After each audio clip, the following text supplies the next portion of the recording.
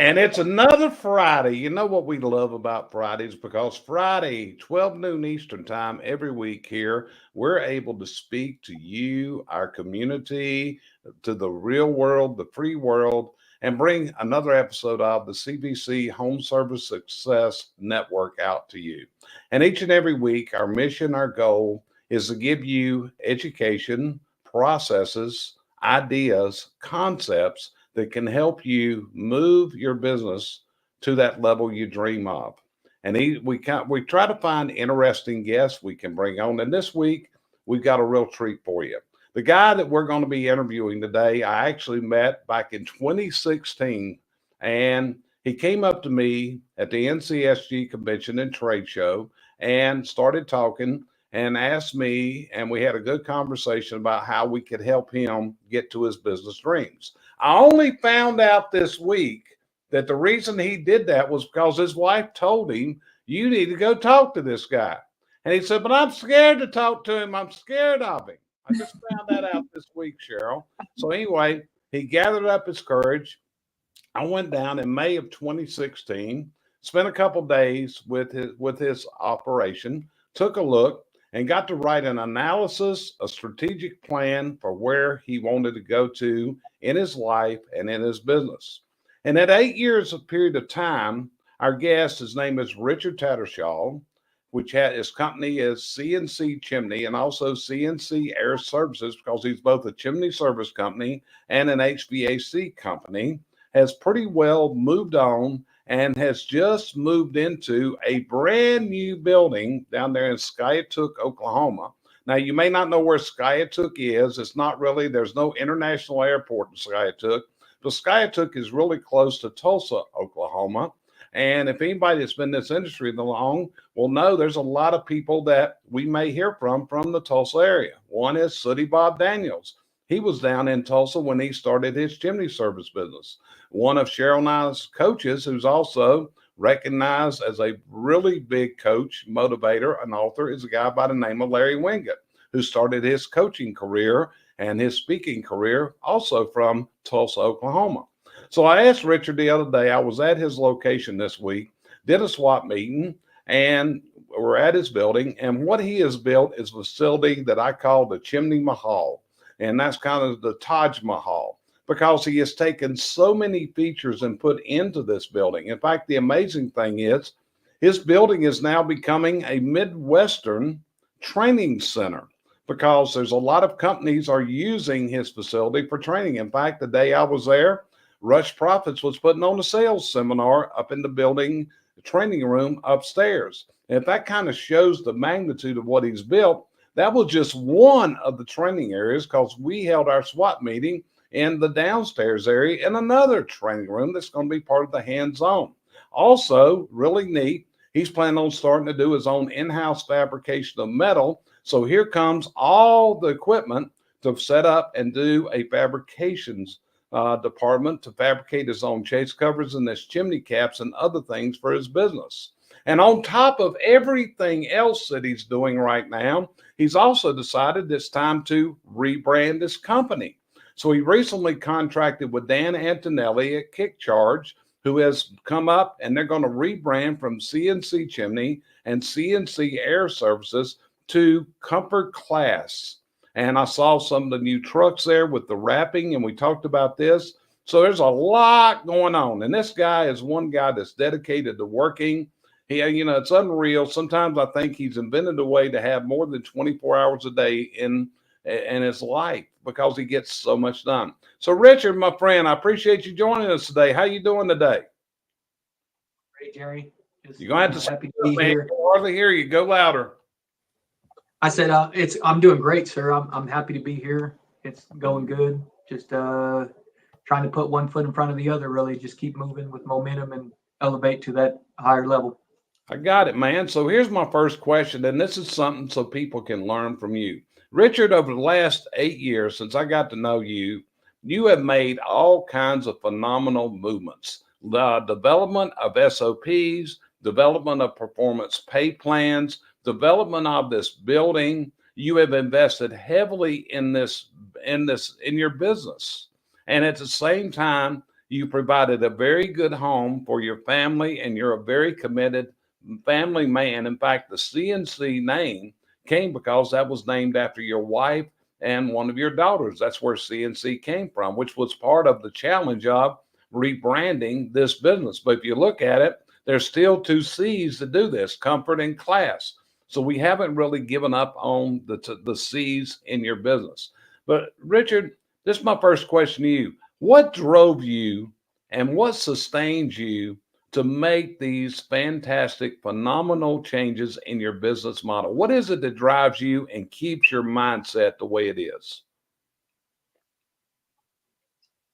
I'd probably just say it starts off with my upbringing. I had next to nothing much, and I never wanted to be a part of that. And I'm real competitive. I don't like losing in anything. We just had an awesome foot race a couple of days ago with everybody at work, and I didn't come in first, so I got to go run some track laps a few times so I can make sure it happens next time. So, but yeah, I mean, I've always just had that tenacity, that competitive nature, and I love helping people, Jerry. You know me. I've been in business a long time, 18 plus years, and I just love seeing people go through my doors and seeing them develop, getting married, having kids, buying their first house, all that stuff. I love being a part of that painted picture. I love seeing that come to existence. And, I treat everybody here like family. I come in every day. I enjoy working. I love being here and interacting with the day-to-day out operations. It's kind of what I live and breathe. And you've kind of got on to me about that, but it's something that God's really kind of made me able to do, I guess. So, Yeah, and this is the whole thing. Richard can take this whenever, and like I said, as his coach, I have to tell him sometimes things like that he may not want to do, but he also realizes that I've got him, his family, and his workers at the top of the heap in my mind of what we're trying to do. So, Cheryl, you've had a lot of dealings with Richard. You actually do hiring for his company and involved in the interview process. So, what would be the first question in your mind to ask Richard this morning? The first statement I'm going to make is Richard needs to get it changed, his address changed on Google, because I keep sending people to the wrong spot, or they find it and go to the wrong spot. Thank goodness it's only across the street. But, you know, everybody has to have a dream, or they're not getting anywhere. So I know the size of your business, but do you have a point you want to get to? To me, if you get to the end of a dream, you need to dream again. But where are you wanting to get to? yeah, that's a great one, Cheryl. And I was, me, I love reading. I love books. Jerry's always asking me, like, how do you have the time to read books? And I found an opportunity to, to demonstrate to the team your BHAG. It's called your Big Hairy Audacious Goal. So it's basically a part to where I can understand where I want to go and to share it with my team as in a painted picture, format. And I mean, I love what I do, and if I have to stay at this state and age where it's 15 to 20 people, I'm fine with that. That's a good caliber for me. But I really believe in the next 5 years we'll have a lot bigger team, and I'm really learning to empower my team. That's one thing Jerry noticed with the team I have now. They're a great team. They're green. They're ready. They're eager to learn, to grow in management, and just being a part of CNC. And I think that's the core that you got to have, no matter what goals you have in place. You got to have the right team, the right people in the right seat. I've learned that over the years. It can go south pretty quick.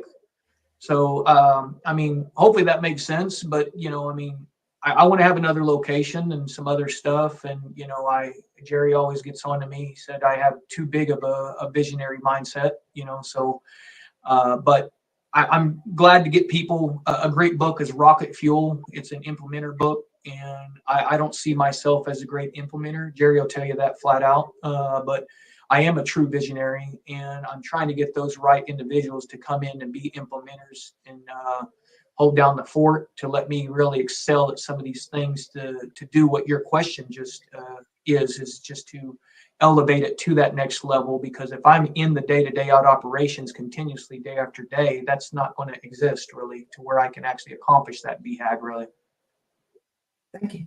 Yeah, going back, Richard, to when I did your original analysis, that's one of the things we talked about that time, that what you had to do was you had to get out of the field, that you could not create the vision, build the strategies working from a truck. But on the other side of the coin, and listen real closely to what I'm getting ready to say, this guy, without a secretary, without an office staff, is one of the few people that was able to implement Service Titan some years ago when he went into this. No, believe it or not, he had no consultants, no anything, and he was able to implement Service Titan into his business while he was running service calls. Pretty unbelievable. So Noah, let's go to you. What's the first question that you would ask for Richard today? Sure. Yeah, I'm always really intrigued by people's brands, and I really like hearing about it. So when I hear about a rebrand, I feel like this little side of my brain just activates. So you said class and comfort. What does that mean to you? What is it? Why the change? First of all, what does that name mean to you? And then how are you going to be demonstrating that from now on as you do rebrand? Yeah, great to finally meet you too, Noah. I know we've kind of chatted a little bit, but yeah, so good to see you in person, or as close to as possible. Yeah. So the rebrand kind of come about probably about 2 or 3 years ago, and it was because of how many customers we went to, and there'd be some of them that were our chimney customers for 10 years, and they didn't know we did heating and air. And Jerry knows a lot about this, but so we were not getting our brand across to the customers and being CNC Chimney. We did rebrand a long time ago to have CNC Air Services, but it kind of gets, lost in there, right? So, and we've always been we're a chimney sweep company. About 75% of our total revenue is from chimneys. We're not a big heat and air company, but we think we have a great opportunity to excel there if we rebrand the right way. And that's why, there's a lot of other rebrand companies. Dan Antonelli is actually, I think, one of the best. And it's not cheap, but you get what you pay for. And I really believe that, what we did, and it is a lot of people that don't rebrand the way that we did, where they change the name, the logo, and everything, all the above, so to speak. But I felt and prayed about it that it was time for us to change it. My wife, Chas, is an amazing woman. She said that we had to keep the CNC in there if I wanted to, not be on the couch every night. So needless to say, we kind of had a common ground there. So it worked out good. Like Jerry said, the CNC is still in there, and we love it. They gave us 5 options, and we had a few other options that we could have went with, and we thought the comfort class was the best option.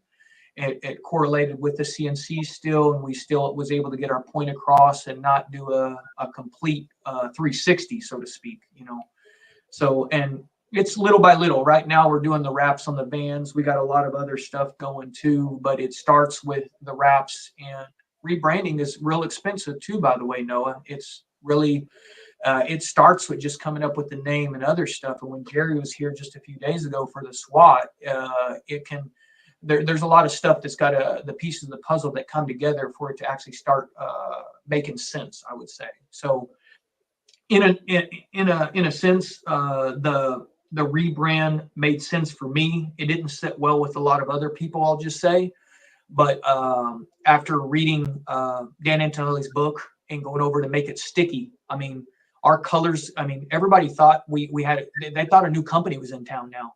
Literally, when they saw our vans, they didn't know it was us, and they was like, "Oh my word, who is that van?" Our vans are teal color with neon apple green and black. You can see them from a mile away, huh, Jerry? So, right. I think it really sticks out like a sore thumb, and it'll really work out in the long term. So I'm excited about it. And I visited with other companies, is what I'll tell you too, that rebranded, that actually had great success. And Tommy Mello's one of them. He told me about it, and he didn't change his name, but he did a simple wrap change and some other stuff. And now, they do all kinds of other things, brochures and whatnot. So hopefully that answers your question, Noah. But the rebrand thing was, I think it was a 100% thing we had to do at a given moment if I wanted to, elevate to that other level from the chimney and the high back side. Yeah, part of it was, and I'll be honest with you, I pushed him real hard on this one. In fact, during the process, he kind of started and stalled. And a lot of times people do that. So he had started the process, but he hit a stall factor. And it's like, Richard, we really got to do this. And here's the reason why. CNC Air doesn't say what we're talking about here. CNC Chimney, it doesn't say it. We got to come up with an encompassing brand for all these services that you offer. And so I'll be honest, I did push him pretty hard once he decided he wanted to do this. And that's my job is when people make a decision, I got to stay and push on them. Okay. So, Richard, my next question comes from another standpoint. And one of the things that you are working on and have worked on for years, and it tells the time in, is what Al Levy calls manuals and what I call SOPs or standard operating procedures. And this was part of our SWAT meeting this week, and it's something that's always on your mind of what to do. So tell people your feeling on these SOPs, these manuals, and why do you see this as such an important part of your growth plan? Yeah, Jerry, that's I still remember the first time you introduced us and told us how important these are and how everybody kind of had SOBs, but they kind of sit in a drawer, right? And just kind of collected dust. I hate to say it that way, but that's the truth with a lot of people. And you have to have a living, breathing document, and having a good demo and going over a conversation with Al, I could see where this was going to be a game changer, but I love how he goes with the concept with this triangle where you got to have a CSR manual, tech manual, and dispatcher manual.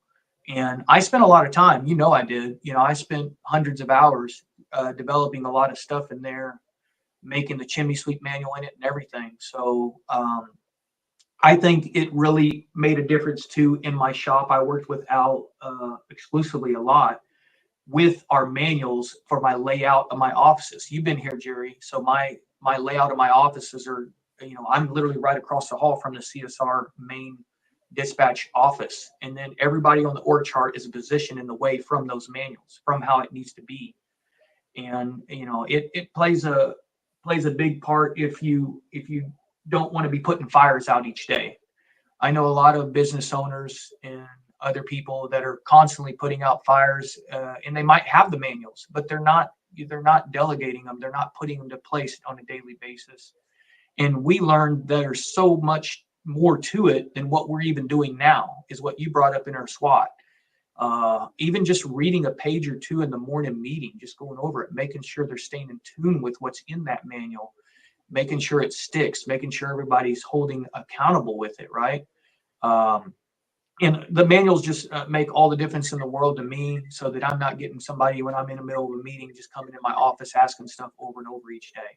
Literally in that manual, I created how to book a job for the CSRs in Service Titan. It has a step-by-step approach in it for booking a job in Service Titan. If they have a payment issue, a second estimate, a customer that calls that's being irate, they have an approach inside that manual to know exactly what to say to each and every customer. That's it. And what you've also done, you've also learned the lesson of having leaders under you, having a leadership team. In fact, that was our SWAT meeting this week. It was a leadership SWAT. We brought your 3 leaders in, and you, I, and them spent the day, and we left there with our objectives of what we're going to do to make things happen in the coming months. And one of the things that we leave behind is you got to review these. In about 90 days, you got to take a look, see where you're at. And in 120 days, you can take another look. And we look at these results next year, and we look back and see what are the weaknesses that are still hanging with us, because that's what we're doing. We're trying to eradicate the weaknesses. And this is where Richard has been such a phenomenal guy. And when he says hundreds and hundreds of hours, yeah, that's why I asked him a question. When in the world do you find time to read these books you're always talking about? When do you find the time to do this? Well, I know part of the time is he takes it as he comes. It's like, and sometimes like getting him on the phone. I know that when the urge hits him, the phone's going to ring. But if I call him and say, hey, what time can you talk? Hey, we'll get a call when we can, is the way it is. So, Cheryl, what's the next question you would ask Richard? Well, I know you moved in your new building. I know you have some new employees. I know all the above. But since you're in the new building and it's so much better than the other one was, are you noticing a newer and better level of productivity within people? Yeah, Cheryl, I've saw a lot more buy-in too from them because they've saw how I've invested so much more than just blood, sweat, and tears into a company. I've got a building that can infrastructure for, my workforce for many years to come. I mean, honestly, I built it in a way to where, needless to say, I didn't want to have to remodel a year or two from now, right? I don't want to have to spend those hundreds of thousands of dollars in the unforeseen future. So I know that plays a big part, and I really wanted to have a training room. And what I mean by that is a hands-on training room. We just had an interview yesterday with a guy that come from a heat and air training school. I took him in my training room. He said, "Wow, Richard, this is exactly what they have inside the school I went to." So I'm literally, I have them lined up 3 or 4 units. I know I sent some pictures, but needless to say, I want to be able to have that as a cornerstone to get those high quality, those A players in here that they know without a benefit of the doubt can actually help them and lead them in the right direction. So everything in here plays a part. I've got pieces from everything. I still remember going to Anderson's Chimney, and he had a training room upstairs with Jerry. I can't remember, a year or two ago.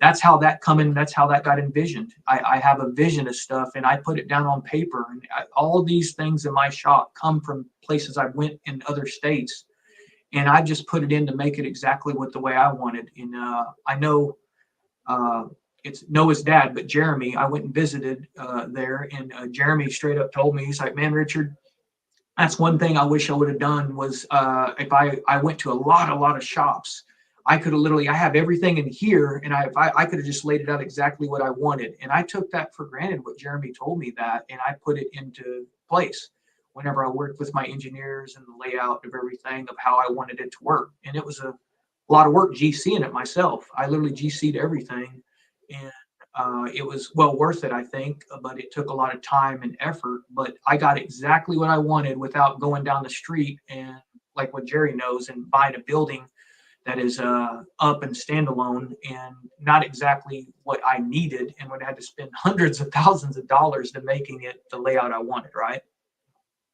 Yeah, Good. and that's very true. We looked at other buildings, we looked at other property, and still the best decision was to build what he needed, where we didn't have to adapt an existing building and make it fit. And that's what's happened here. So, Richard, great job all the way. So, Noah, you went away. I got you back now. What will be your next question, my young friend? Yeah, sorry about that. You keep talking about books, and I'm very interested. What are some of the books that you think have really taken you to that next level of where you are today? Wow. Yeah. Oh man. You mean like business wise? I read all kinds of books, honestly. Sure. So. Yeah, or like just any type of book that has just had an impact. There's a new one right here I got that's really good that most people don't know about it. It's called Shine by Gino Wickman. This is the brand new book Gino just come out with. It is amazing. This is a really good book. There's a few of them. I got a few more right here. I love how passionate some people are about reading, and it truly is just amazing to watch. So when does he read till he gets back? That's what I've been trying to figure out, and I keep asking the questions. I said, "Do you set time for doing this?" So I don't know when he reads all these books, but he does. This is a good one. Jerry knows this one. Who, Not How. This is probably one of Dr. Benjamin Hardy and one of their best books. So Mr. Sullivan didn't write a word in this book, and he talks about you need to find in your who and not your how. So it's a really good one. This is a great one called Unreasonable Hospitality. I'm a book dude, man. I love books, and I'm not no ebook. I love hard copies. I'm old school. I like writing stuff in it, highlighting. Here's a book by Mike called Clockwork. This teaches you how to do your day in, day out, like getting everything on the calendar like clockwork. If you're a sales guy, I don't know if you heard of Amanda Holmes, but this is one of the best sales books of all times. This is an older book from the early 90s that got revised by Amanda Holmes, which is Chet Holmes' father that passed away. It's a really good book. 10X is easier than 2X. Jerry, you probably know this one, right? Yeah. This is a really good one. So, and we talked about this one, but this is, I like some of the older, I like Dale Carnegie and some other stuff books, but this one is called Spin Selling. And this is by Neil Rackman. Alan Rush brought it about inside his sales training. So, and then I mess with some stuff with, I don't know if you heard of Andy Elliott. So Andy Elliott is an amazing dude. He's actually from Oklahoma. But if you ever get a chance to look at some of his YouTube stuff, he's probably one of the most tenacious individuals I've met in my life. Tommy Mello, his whole company does sales training with Andy Elliott now. They literally switched and got on board. So everything with them, they do sales training. So he has a great setup too. Been to his place in Arizona. So Hopefully that's enough, Noah. Yeah. Does that answer your question, Noah? It does. I think it's so cool. I think there's so much power in books. So that's really great. So that you've had much. this impact Okay. so much. So Richard, Leaders are readers, bro. yeah, Richard, your dedication to education of yourself and your team members is admirable. You spend a lot of money every year on education. You're setting up a training center, and it's going to be phenomenal what you're setting up there. So, what creates this drive in you to educate your people to this level? I would just say I've always loved to learn, just like you just saw. I just threw at you like 8 books. Sorry, Noah, but needless to say, I try to implement and bestow that into all the team members a part of CNC, because those will literally, bestow way more into them and get them more bought in. Because if I can train them properly and not just, I'm not the greatest trainer, by the way. I'm 100 miles an hour, everywhere. Jerry knows that, but I've got the right people to where they can go and train them. But I have the visual mindset to where I can put everything in place to make sure that training layout is right, that curriculum and all that stuff. And I've got a lot of people that have left other jobs that got paid a lot more, not just because of the building, but because they see what type of training culture we have. And I sit down with all of my team members in the very beginning of the year and ask them what kind of training they want to do. Like every year we sit down. Last year we brought Chris Pryor. Last year we brought this. This year we had Alan Rush. We've had multiple ones. You're right, Jerry. We've already had 4 to 5 big trainings just in our new building. And we've only been in here 3 or 4 months. And I think that plays a big part, and it helps me because if I don't have to have the expense of traveling, and I can bring in these individuals to do a co-op training and have all of that, that's a win-win for me. I'm training my guys. I'm doing it in-house. I'm not having the expense of letting them travel, whatnot, and all these things. And it goes a long way, I think, in setting your company up for success. Just having that right culture, having that right differentiation of others. And I bring you saw it. I bring my competition here. If they want to see what I have and do training here, so be it. We're all in this together. And David always says, David Stewart, he says it's co-opetition. So I like that word, and I stuck with it. And that's kind of in a nutshell, Jerry, that how important training is to me and the team members a part of CNC.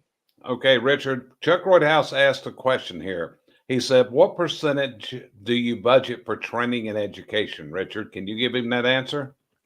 Yeah. So that's great, Chuck. So I'm a big Profit First guy. I don't know if you've read Profit First, but Profit First is an amazing structure. And I have literally a separate bank account. So every week, every month, I have a percentage, and usually it's 7 to 10% of total revenue. I throw it into this account, and it's a part just for training, so that I basically have that set aside and everything goes in there. So if my workers are in training, I know we have a line item on payroll. It comes from that. So I have everything set aside for training and education because it is a big expense for us.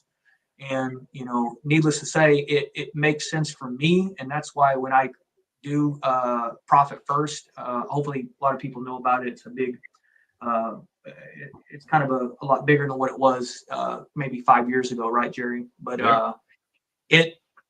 it's something that I put a foundation on it in the very beginning in January and get all my contacts and see what the cost is to bring Chris Pryor, to bring Alan Rush, to bring this, for the whole year. And I make sure it all fits inside the budget of the training and education expense. And we have that all set on a Google Sheet, and we go over it, quarterly. My CFO has it on a spreadsheet, so it makes sense. And if we're over or under, we try to prepare for that. Just to have a little extra cushion too, Chuck. Yeah. And let's add this in, Richard. When we do the training, we're also reviewing our progress and what did we do. I can remember one time you took the guys to Kansas City to a masonry training. And when they got done, they came back and they were scared to do anything. And we had a conversation, myself, you, and them. And I told them, guys, we're investing into you to build your skills. But you gotta put these skills to work. If we're sending you to a training course and you're coming back and you're not able to do it, then we gotta look at this expenditure. Is it really worthwhile? And I think that conversation we had that day did make a big adjustment, because we haven't had that problem since. It pretty well straightened itself out, but that came from reviewing, tracking, and measuring and seeing what the results were. So Cheryl, got time for one more question. What else would you ask Richard today? Mine's partly comment and question too, but the thing about it is, Richard, I think we've watched companies take their people places so many times and they don't stay engaged.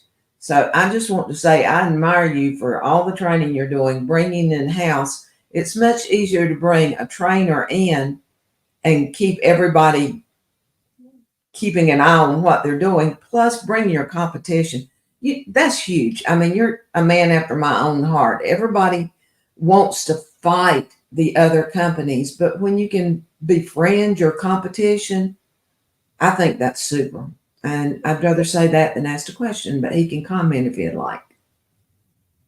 Yeah, and I'll say, Cheryl, one thing that we've done with training that actually has helped us out is we have it set up now to where it's a performance pay training. So we get with, like when Alan Rush came, we have a 15 question that we give them after they're done with training. Or like what Jerry said, I learned from that. So I make sure they put all that to the test when they learn all these masonry skills. So we just had them 2 days ago, right after they got done with the training, they took a quiz.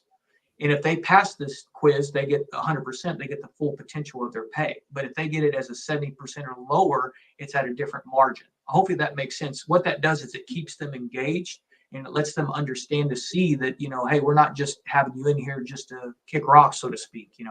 We want to make sure that you're paying attention, that you're staying, structured to learn these concepts, these hands-on training like Jerry's saying, so that it makes a difference in the day-to-day work that they're supposed to be doing, right? That's right. I think that's super. And Cheryl, one of the things is by building this building that he's built, that has now become a Midwestern training center where Copperfield, Saver Systems, Rush Profits, all these companies are now coming to him and saying, hey, can we do this training in your building? So and that's some of the things that I keep working with him on. It's like, okay, they're using your building. How do we get the most benefit out of this? But this is also helping him. It's like I said, 2 years ago, he brought the majority of his workforce. They spent a week with me in Pennsylvania going through fireplace changeout training. And he had two advantages. He had two reasons for going. One was to bring his people, but number two, I had told him about what Rick Anderson had built there. So he was also coming to get his ideas of how he was going to build his own thing. And Sean Kramer just added here that he likes what you're doing because you're tying this to their performance play. Great approach, okay? Because Sean's a guy out in Northern California. Same situation. Let's face it. There's not a lot of training comes to the Oklahoma market area until now. And now you've become the great location. It's got a nice hotel right down the street with rooms for under $100 a night. It's a casino down the street. It's an Indian casino. And so one of the nicest hotels that I spend is there in Skiatook, Oklahoma. It's very nice, all that. So he's got a lot of advantages there, and where this building, I think, is going to catapult him to the next level. In fact, I'm going to be honest with you. About 6 months ago to 9 bucks ago, Richard told me, he said, I'm not in no hurry to get into this building. See him grinning right now. He said, I'm not in no hurry. I said, no, you're going to move into this building as soon as possible. And here were the reasons. Number one, his warehouse was not big enough to have it properly organized. Today, it stands there and salutes you when you come in. He just invested into Bob Arbel, a lean organizer, to come in to organize his warehouse. The other was, no offense, his office was so compact that he seemed grinning right now. They were on top of each other. He had one girl working in an office that, I'll be honest with you, Noah's probably smaller than one of them closets right behind that door you got right now. I know that my wife and mine's closet's bigger than the room. You leave his dorm alone. Do what? You better leave that boy's dorm alone. That's it. So anyway, when he told me he wasn't in no hurry, I'll be honest with you, I raised the buck back at him and said, whoa, yes, you are. We're going to be in that building as soon as possible, because on top of that, they are widening the road right in front of his building to turn it from a 2-lane to a 4-lane. So you got to go through a construction zone, and sometimes the road's closed, so they got to go the back way to get in and out of there. But when you look at it, all these things, it's unreal. So Noah, one more question from you, buddy. You got anything else? I do. I just have a quick one. Hearing you talk is cool, because I can see you have the same brain set that I do, of just like a million miles an hour all the time, which I think is really cool. We asked Tommy Mello about this and kind of talked to him about it too, but I'm wondering, so with the rebrand, with the new building, with everything going on in life, is there a certain point set in your head that is like the I made it mindset, or are you just, trying to keep going until you can't any longer? What's your thoughts towards that? Yeah, that is a really big one. I've really kind of concentrated on, Noah, the past 2 or 3 years. I've always tried to be, and I'll just tell you, I've always tried to be a in shape type person, just to be truthful. And with how I work and Jerry tells me I always need to slow down, but I'm 41 now, so I can still do things and go out in the truck. And even though Jerry tells me I don't need to, I like getting out because it's just, I'm wired that way. I'm not a sit in a chair type person, honestly, but I got with a gentleman, and Tommy got with me with him. His name's Dr. J, and he had to, I never done blood work before, really. So I had to get blood work and see what I'd like. And I had a lot of stuff going on, way high blood pressure, all this stuff. So I got my health in check, is what I'm trying to say.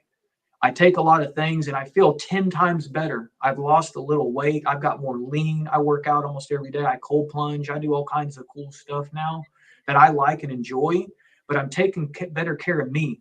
The problem that I had before was I was taking care of everybody else and I wasn't doing nothing for myself. So I hired a guy named Sean Crane, and he's a great personal trainer. I got a call with him today, and needless to say, he's been able to keep me in check, hold me accountable, make sure I do my workouts, make sure I do stuff. And now I even got my wife bought in. She goes and takes night walks with me, and we go walking 3 to 4 miles. My daughter's getting involved. So it's something that I'm really trying to bestow, not just in myself, but now my workers. They literally said the other day they wanted to arm wrestle me. I'm like, why the heck you saying that? You want to arm wrestle me? And I know it's because they're paying attention. So what I'm trying to get at is my health has been a big concern in the past, Noah. And I know if I want to continue on the route that I'm going, I need to get it in check. And now if I do that, I'm already working out a program with Dr. J and Sean Crane, where I'm going to have it where my workers can get involved. We're going to have a program, so if they want to get supplements or if they want to get a train and this, we'll have it where it's something a part of the company so that we can make it make sense for them too. Because what's that going to do as a company owner? That's going to prevent them probably from not calling in as much, because they're going to be healthier. They're going to take care of themselves, their bodies.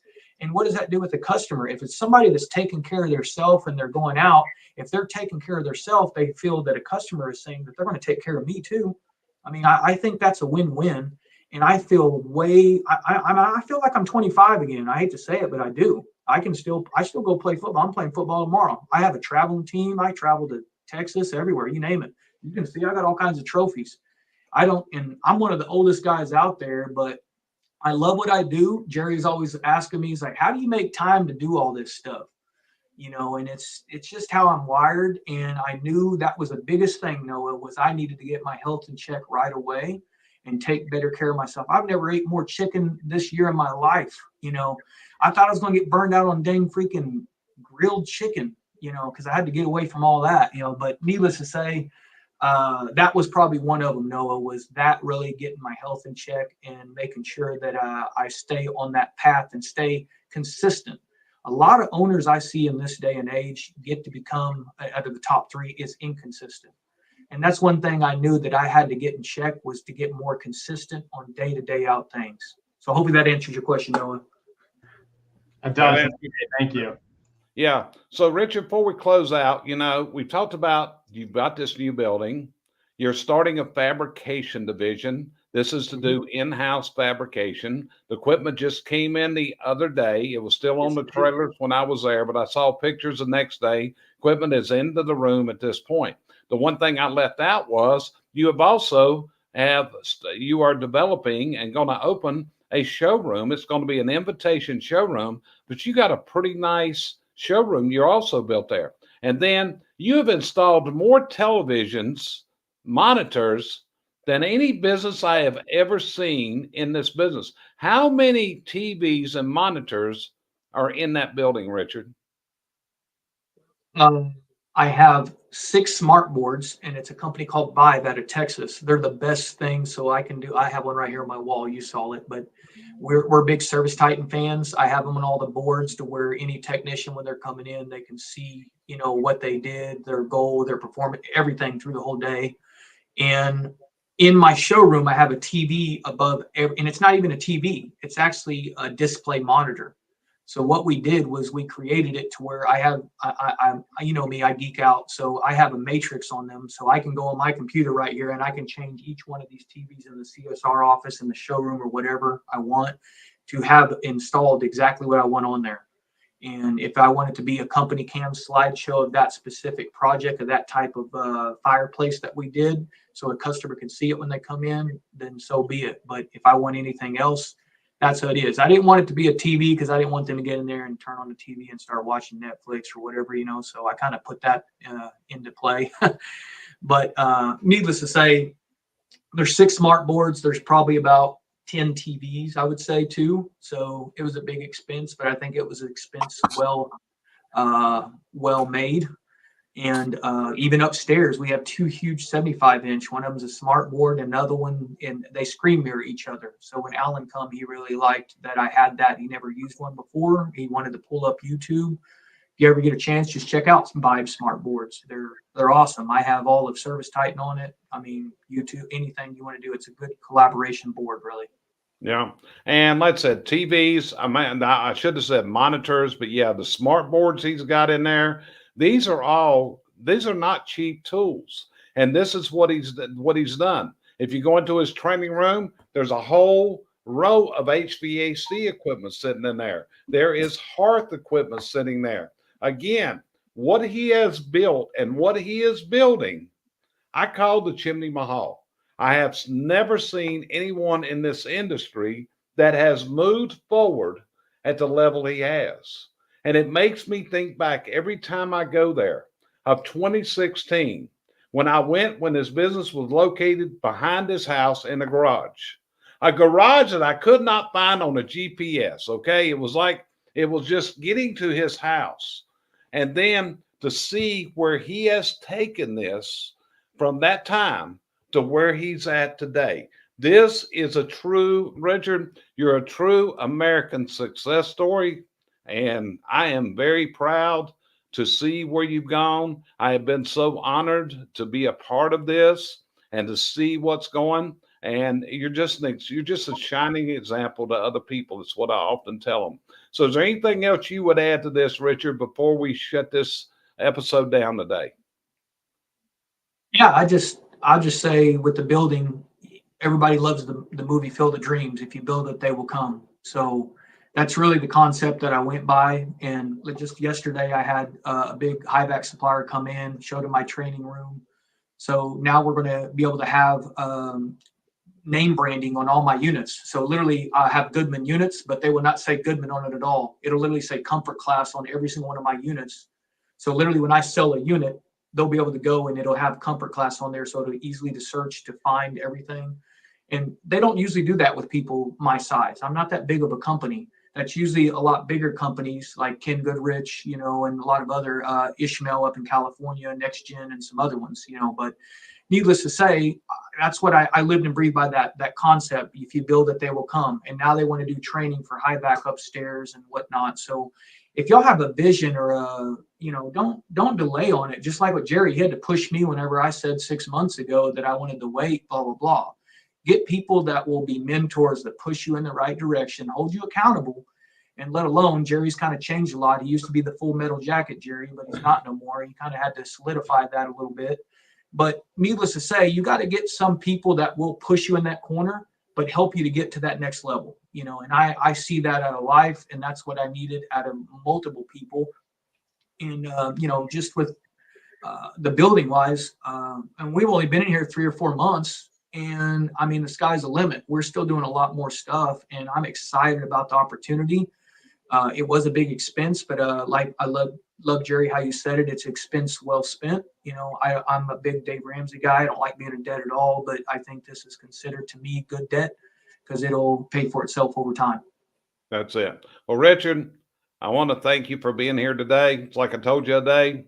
And when this just set up the other day when I was in there for their swap meeting, and I think it kind of shocked me. I said, I want to do an interview with you. And he said, okay. And then I said, well, how about this Friday? And he's like, oh, I said, don't worry. You just come on. We're going to ask the questions, and I know you'll be able to answer them. So, brother, I appreciate you taking your time out today. You're a busy guy.